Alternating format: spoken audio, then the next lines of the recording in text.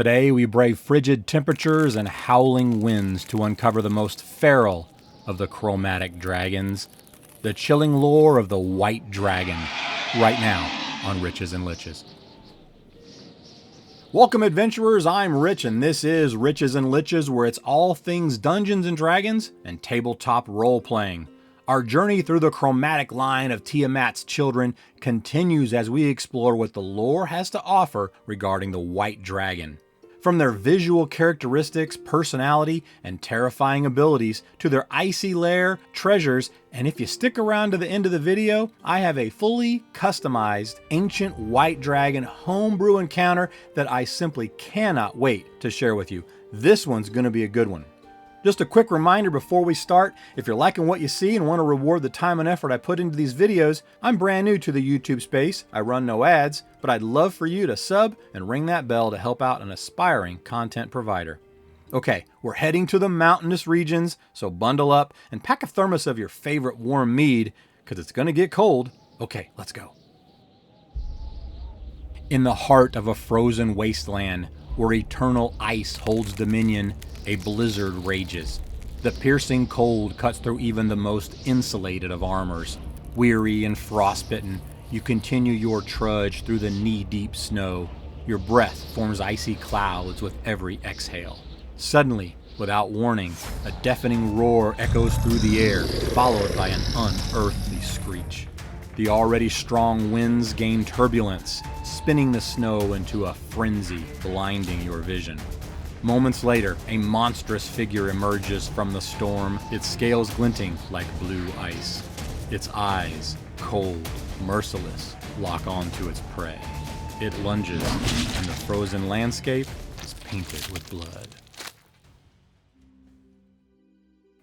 White dragons may be the smallest of the chromatic dragon lineage, but you would be foolish to believe that makes you safe. Yes, these winter hunters rank behind their red, blue, green, and even black cousins, but they're by no means harmless, making up for their smaller size and stature as the most feral of the evil dragons. These icy beasts, also called ice dragons and glacial worms, are savage, cold-blooded killers, well known for their ferocious and predatory nature. They reside in the coldest regions of the world, like the Arctic tundras and snow-capped mountains, where their rigid, icy scales allow them to blend seamlessly into their surroundings, thus allowing for ambush tactics to gain easy advantage on their prey. In terms of alignment, white dragons are the very essence of chaotic evil, who embody the brutal force of the winter climates they call home. Their personality is one of primal and cunning, with a disposition that is both territorial and ruthless. Where white dragons really fall behind their chromatic kin is in the area of intelligence. They are, in many respects, far more beast-like than the majesty of the greater dragons. However, this may not be much of an advantage to those unfortunate souls that meet this primal hunter out in the wild, as they are far less likely to bargain or play the manipulation game. This aspect of the White Dragon makes it a far different encounter than one might experience with the more intelligent of the dragon species. Despite the lack of a college degree with these Arctic assassins, the White Dragon's physical appearance is both awe-inspiring and terrifying. Their bodies are long, serpentine, and muscular, with razor-sharp teeth and claws that are purpose-built for tearing flesh from the bone. As a wormling, their scales are pure white, but as they age, the scales harden into iron-like plates mottled with grays and blues, forming a natural armor that rivals the best plate mail. Another of the defining physical characteristics of the White Dragon is seen in the eyes, a chilling, icy blue that is both awe-inspiring and trance-inducing, as they seem to pierce straight into your soul. When angered, these icy blues glow with a cold fury that can freeze even the bravest of heroes dead in their tracks. The White Dragon makes its lair in the heart of the most inhospitable reaches of the frozen north, where the air is as sharp as the blade's edge and the snowdrifts grow to the height of small mountains. This is where you will find the White Dragon's lair, often chosen in the iciest and most remote regions of this Arctic world. These cold-adapted hunters prefer to make their home in deep caves or crevasses within mountain glaciers. The White Dragon's domain is often a fortress of ice, its walls seemingly formed from the frozen tears of its countless victims. Their lairs are purpose-built, harsh, and uninviting, with treacherous, slippery floors, all designed to protect and keep a greedy, watchful eye on their treasure hoard, as the White Dragon has the icy walk skill. It is within these chilled chambers that the dragon hoards its ill-gotten treasure, stolen from the far corners of the world and guarded by the relentless chill of the Arctic winds. A white dragon's preferred treasure reflects its icy nature. They are known to covet items made of precious metals such as silver, platinum, and mithril, as well as gemstones like diamonds and sapphires, all that resemble ice. But in their remote Arctic lairs, they are more likely to have trinkets and treasures of ivory and bone, furs from the many hides of their prey, and magic items thought to be lost. What glittering treasure they can acquire is often spread throughout their lair where it can glitter like the stars. No one ever said the white dragon doesn't like to disco. But they will also encase treasure chests in ice so that intruders are enforced to chip away at the frozen barrier as both a means to slow the thieves and alert the dragon to their presence. Though, to be fair, the white dragon would likely recognize any intruder long before they made it to that icy hoard, as they can hear the quietest of unwelcome guests through the echoes of their hollow chambers, making even silent whispers amplified. Any discussion of the white dragon's stats must begin with its breath. No, it's not minty fresh, but instead a frigid cone of cold death. This icy blast from the ancient variants is deadly, capable of reaching victims within a 90-foot cone and forcing a DC 22 Constitution save or dealing 16d8 of cold damage, freezing both creatures and objects in an instant, leaving them brittle and prone to shattering. Now let's look at the official 5th edition stats for an ancient version of the White Dragon as found in the Monster Manual on page 100. An ancient White Dragon has an armor class of 20, hit points of 333, and a challenge rating of 20. It might be number 5 in the top 5 of Chromatic Dragons, but don't think for a second the White Dragon is not a formidable opponent. Add to this that any dragon in its lair must be a more difficult opponent, and some homebrew lair actions will do exactly that, making your next white dragon encounter a more challenging proposition.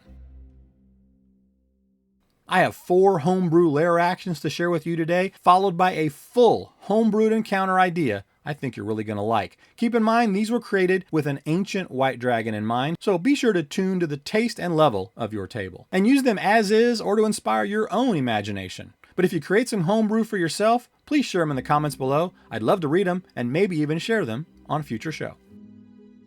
First up for our lair actions, Frostbite. The dragon imbues the very air in the lair with biting cold that chills creatures to their very core. All creatures within the lair must make a Constitution saving throw or suffer 1 level of exhaustion due to the extreme cold. This is a very powerful lair action, so use it sparingly and tune to make it a fair encounter for your party. Next up, Frozen Phantoms. The dragon taps into the memories of those it has vanquished within its lair, manifesting their frozen spirits as spectral attackers. These spirits attack random creatures within the lair, dealing cold or possibly even psychic damage. This also gives you a lot of freedom on what types of monsters that you want to choose as spectral monsters, and therefore can be tuned to your party. Next up, Creeping Frost. The dragon causes a layer of slippery frost to rapidly spread across the floor of its lair. All creatures within the lair must make a dexterity saving throw or fall prone, and their movement is reduced by half until the frost dissipates. This is a great lair action to have based upon the White Dragon's Icy Walk skill that it comes with. And finally, Snowblind Vortex. The dragon causes the ice and snow in its lair to shift and swirl, creating a blinding blizzard. All creatures within the lair have disadvantage on perception checks and range attacks for 1 round. Those are your 4 homebrew lair actions to use in your next white dragon encounter. But I have saved the best for last. Since you made it this far, as promised, let me reward you with a customized homebrew ancient white dragon encounter for use at your table. I call it the Frostborn Fortress. In the far northern reaches of a vast, frigid, and deep sea or ocean in your realm lies a massive, drifting iceberg. Hidden deep inside its depths is the lair of the only ancient white dragon present in your realm, Winterdrake, the shadow of the northern wastes. At the outset of your adventure, he is a mere legend, with centuries-old tales of his terrorizing the Northlands. But as your story and party progresses, the legends begin to prove true. Winterdrake has awakened and raised a northern village, killing dozens of men, women, and children. As your campaign continues to progress, provide the party with breadcrumb-style clues that will eventually lead them to this dread iceberg lair. This is generally best done through related quest rewards. As an example, at levels far below an ancient dragon encounter, a series of events would lead the party north. Here you could provide a quest or a series of quests to track down a dire wolf that's located in a wintry cave. He's been ravaging another village of their livestock, for example. Upon locating and defeating this dire wolf, have a missing NPC that you introduced at the beginning of the campaign be found here as a set of frozen remains.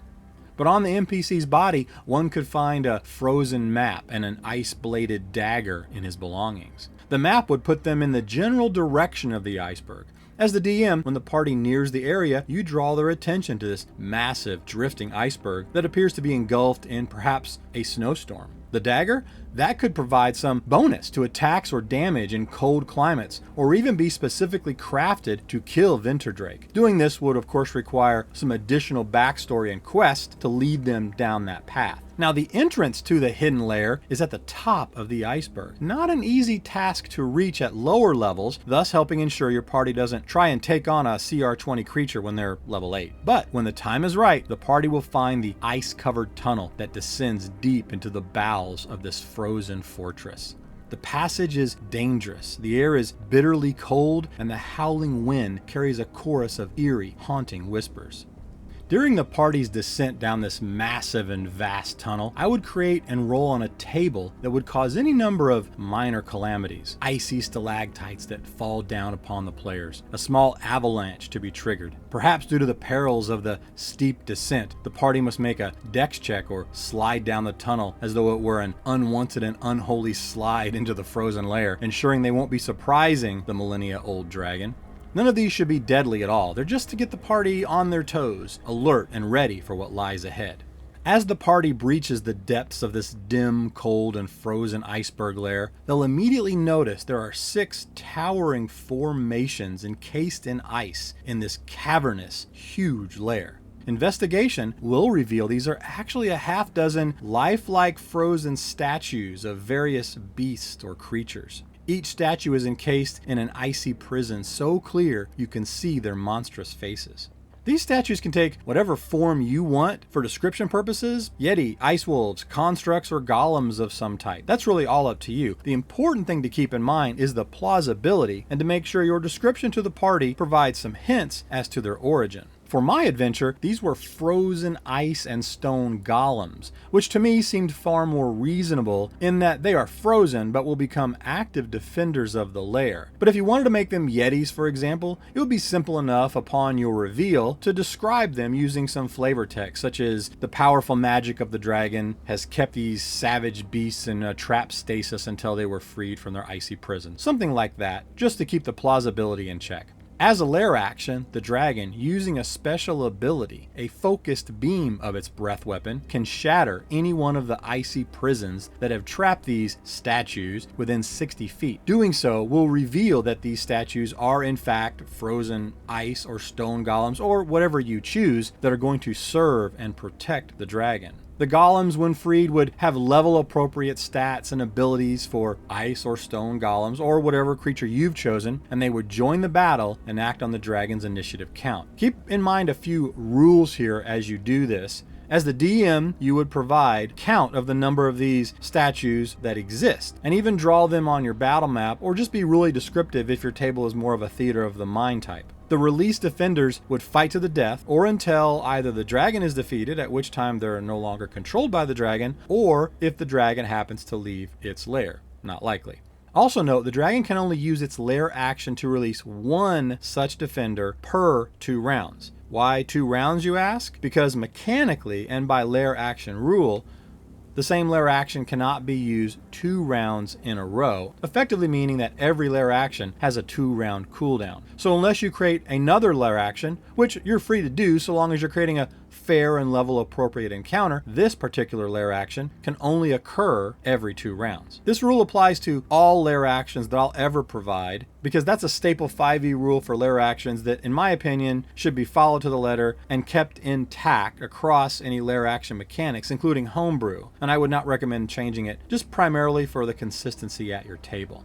I think this should provide a truly memorable dragon encounter for your table. Once the dragon is defeated, The party would find the dragon's hoard encased in thick layers of ice. The treasure is a frigid array of frozen small statues, crystalline gems of topaz and sapphire, and shards of enchanted ice, each piece a testament to the beauty and the cruelty of winter's embrace. As the party chips away at the encased treasure hoard, have them find something truly epic. As an example, I created the Cloak of the Frostborn, a flowing, translucent cloak that seems to be woven from the essence of winter itself. The deep blue and gray cloak is as light as lace, yet looks and feels as durable as the toughest hide. Its power grants its owner the ability to become one with the ice and snow, rendering them nearly invisible and allowing them to pass through solid ice as if it were air. The cloak holds 5 charges, but can only be recharged in temperatures that are below freezing at the rate of 1 charge per 8 hours in freezing cold. And that concludes our chilling exploration of the White Dragon. These terrifying creatures of ice and cold are not to be trifled with, and a confrontation with one is sure to leave even the most seasoned adventurers with frostbitten memories. And if you're a player, remember, knowledge really is power, and understanding the lore behind these dragons can give you the edge should you find yourself face to face with one. This magical practice of homebrew creations that we've shared today allows dungeon masters and players alike to weave a unique tapestry of narrative, adventure, and mechanics to unlock the boundless potential of our imagination, thus transcending any limits of the game we play by elevating the stories we tell. This is why tabletop role-playing exceeds on so many levels most other hobby game mediums, as it allows me and you the freedom to craft a truly personalized and unique narrative with infinite replay. I hope that I've done that for you today, and I thank you for giving me the opportunity to share. Okay, heroes, that's 2 down, many more to go. These episodes should be coming pretty quickly, so look for 3 to 5 in the next week, week and a half, fast and furious style. So I hope you'll check them out, and maybe if you feel like I earned it, sub and ring that bell to help me get this community going. Riches and Liches was created to serve you, so comment below on what you'd like to see us cover next. Thanks for listening, and until next time, please remember, the only limitation at your table is your imagination.